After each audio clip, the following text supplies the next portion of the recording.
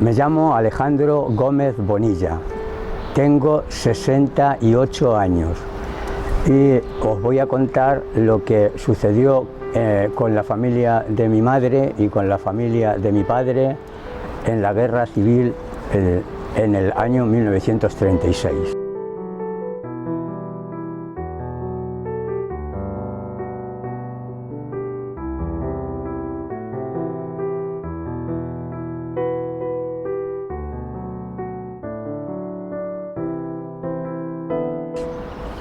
Mi madre, Telesfora Ascensión Bonilla Corrochano, vivía en Talavera con su familia, en Talavera de la Reina.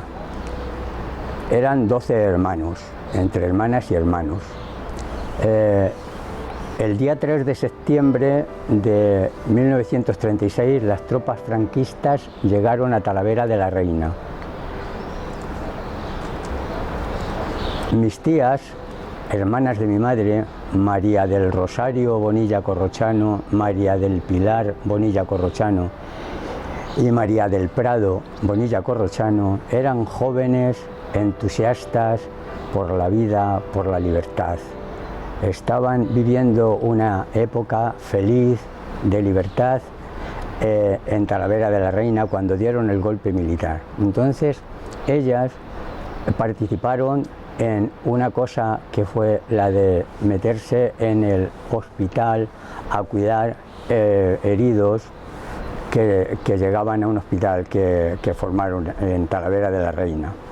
Entonces, cuando entraron en las tropas, a una de ellas la cogieron en el mismo hospital y se la llevaron a la cárcel.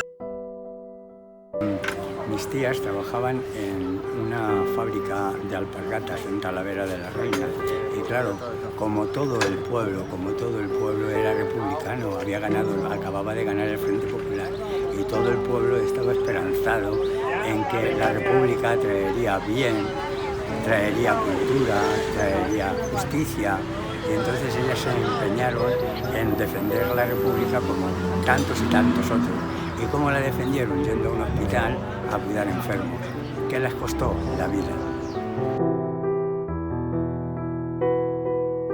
Pero toda la familia tenían la tranquilidad de que no pasaría nada, porque lo único que habían hecho era estar en un hospital en un momento de tal conflicto. Entonces la sorpresa fue que una noche, según testimonios que nos han llegado, según documenta el profesor Benito Díaz Díaz en su libro La Guerra Civil en Talavera de la Reina, a mis tías falangistas llegaron por la noche, las sacaron de la cárcel entonces y desaparecieron. Posteriores testimonios nos han dicho que posiblemente las violaron, posiblemente y seguro que las mataron y las hicieron desaparecer. Eso cuando llegó mi madre con la comida para ellas, le dijeron que no volviera nunca más por allí, que ya no necesitaban el alimento. Entonces, cuando mis tíos y mi familia empezó a intentar buscarlas, enseguida se presentaron en casa y les dijeron que no querían ni siquiera luto, que no podían tener luto, que nada de luto ni de llantos, porque entonces algunos podrían ir para adelante. Ese miedo les ha acompañado a toda mi familia para toda la vida.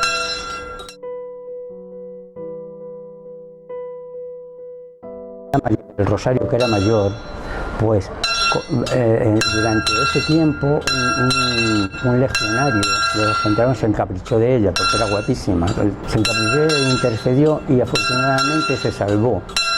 No se salvó de las torturas, pero sí se salvó.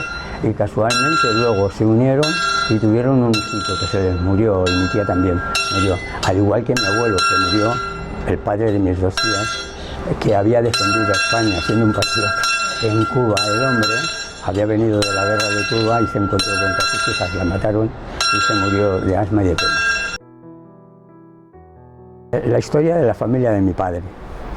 Mi abuelo se llamaba Alejandro, como yo, Gómez, como yo, de la Llave.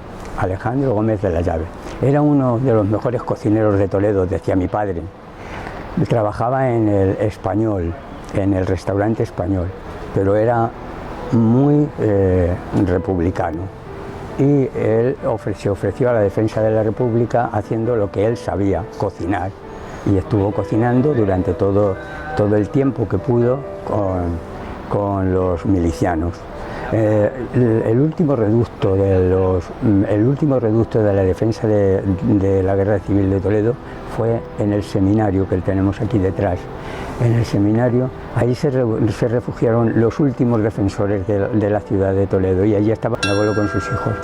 Y el día 28 o 29, pues ahí entre las escaramuzas que hubiera o tal y cual, murió.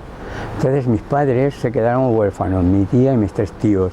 Dentro del seminario los mandaron salir con un brazalete y con un banderín cuando que salieran del seminario, y estaban ametralladoras apostadas en la puerta del seminario para, según salía la gente, apartaban a los niños y a las mujeres.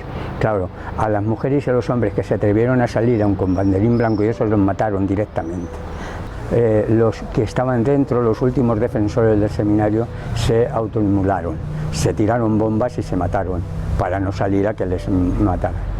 La visión de mi padre cuando salió, un niño de 12 años, sin tener a dónde ir, que habían matado a su padre, su madre había fallecido anteriormente, pues se fueron a refugiarse, a buscar a una tía, una hermana de mi padre. La sorpresa fue que la habían matado también.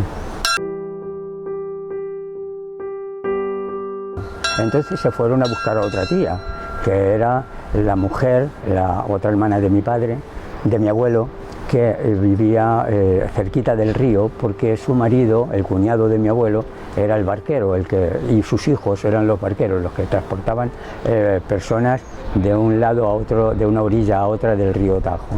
Y entonces se encontraron también con la sorpresa de que mi tía, siempre la llamábamos la tía Simona, pobrecita, que yo la conocí, pues se encontró con que habían matado a su marido y a sus 2 hijos.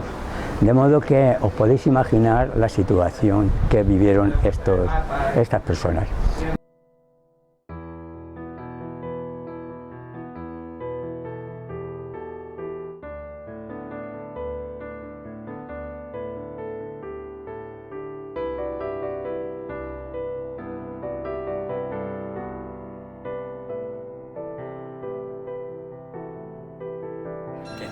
Ni mi abuelo en el seminario, ni mi tía en el Alcázar, cerca del Alcázar, en la proximidad del Alcázar, ni mi otro tío, que era el que pasaba los barcos del barco pasaje, ninguno de ellos tuvieron ni juicio ni abogado defensor.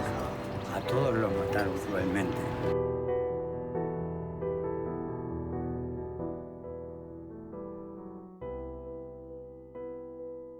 Mi padre cuenta cómo vio a cordeles de hombres sumisos, callados, asustados, atados a cuerdas, que los llevaban, los ponían en una pared y los fusilaban. Dice mi padre que los vio en la posada de la Hermandad, que está cerca del Teatro de Rojas. En la posada de la Hermandad vio cadáveres amontonados, fusilamientos, todas esas expresiones las vio mi padre, siendo un niño. Entonces, como podéis ver, 2 familias que no se conocían de nada, 2 familias que sufrieron esa masacre de injusticia. Quiero destacar lo de las mujeres, porque hay testimonio en el libro que os he indicado antes, El Holocausto Español, que podéis leerlo, cómo a las mujeres jovencitas pues las utilizaban cómo las castigaban. Pues algunas las cogían y las metían en escuelas, como pasó en Navalcarnero, está el periodista Whitaker lo cuenta, como a 2 campesinas jóvenes que las cogen, las interrogan para ver dónde estaban las tropas de defensa, para que se chivaran de algunos y tal y cual, y cuando termina el interrogatorio las cogen a las dos y las llevan a una escuela donde había unos 40 soldados árabes, que los llamaban los moros, y que creo que cuando las vieron aparecer un jolgorio extraordinario y tal, y el periodista protesta al jefe que manda esa acción criminal, inhumana y cruel, le protesta, y el jefe justifica su acción diciendo: no van a durar más de 4 horas. ¿Qué sucedió con ellos durante el resto de sus vidas? Que vivieron con miedo, sumisos, asustados, tremendamente preocupados. Ahora mismo mi madre, que está demente y que vive, pues cuando vamos a verla, a pesar de su demencia y eso, siempre está muy preocupada, porque qué tranquilidad, que no haya ninguna, que nos llevemos bien, que os queréis y tal. Las consecuencias fueron terribles. Sí quisiera hacer una reflexión un poco con respecto a lo de la entrada de estos grupos en el Parlamento español ahora. Es que es bien, con mucho horror, con mucha preocupación, con mucha preocupación. Yo que he sido maestro, que llevo trabajando en la enseñanza, tratando de generar en mi alumnado valores de respeto, valores de concordia, valores de transigencia, valores democráticos, me estremece ver que las personas son tan fáciles de volverse hacia el odio, hacia el rencor, hacia la intransigencia. Y con respecto a la memoria histórica, pues mirad,